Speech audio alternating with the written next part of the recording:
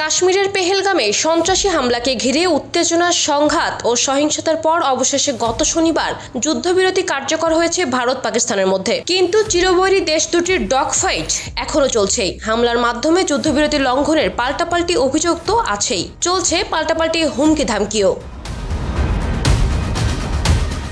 সবশেষ পাকিস্তানের ভবিষ্যৎ যে কোনো হামলার ব্যাপারে নিজ দেশের সশস্ত্র বাহিনীকে কড়া নির্দেশনা দিয়েছেন ভারতের প্রধানমন্ত্রী নরেন্দ্র মোদী। সেখানে পাকিস্তানের প্রতিটি পদক্ষেপের প্রতিক্রিয়া আরও জোরালোভাবে দেওয়ার নির্দেশ পেয়েছে ভারতীয় সশস্ত্র বাহিনী। রোববার রাতে এক প্রতিবেদনে এই তথ্য জানিয়েছে ভারতীয় সংবাদ মাধ্যম এনডিটিভি।